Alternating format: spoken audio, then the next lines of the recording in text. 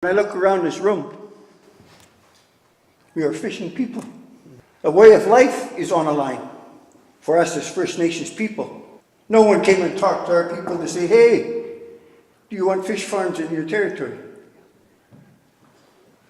No one. A couple of people made a decision to fill their pockets. So where does that leave us?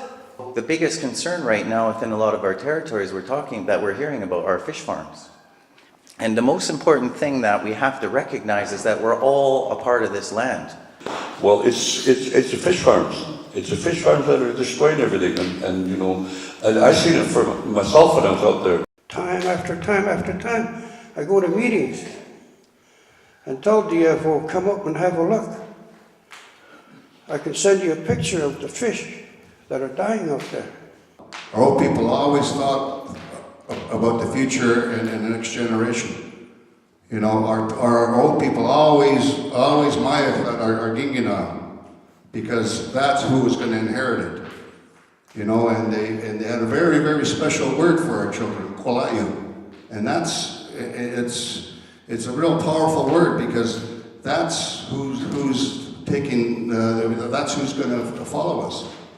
And now we're in a lawsuit, along with our great protector of our territory, our Williamsy.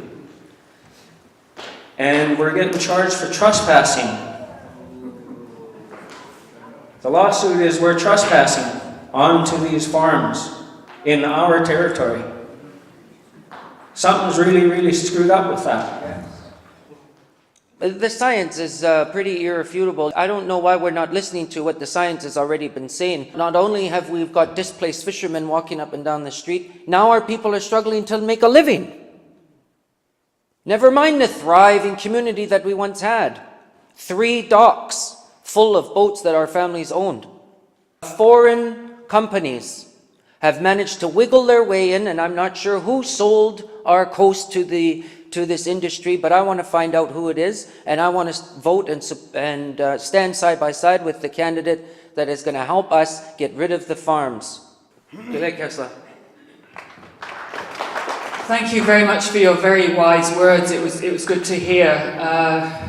We too are committed to the move to close containment. We want to see the Cohen Commission, which came down in 2011, as everyone's very well aware, actually implemented. The province has not acted on that.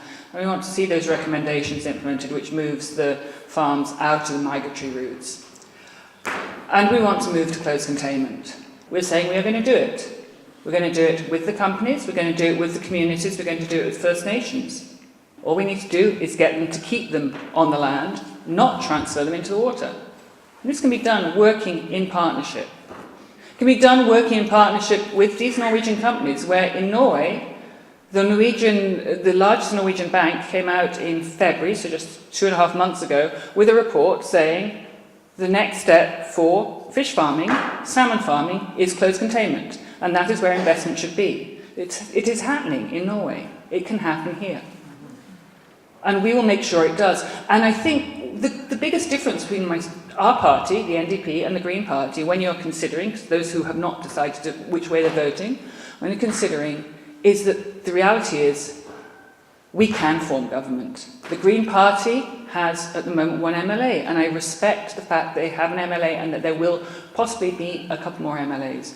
But to think very realistically, we are not in a situation where we have proportional representation yet, where every single vote counts.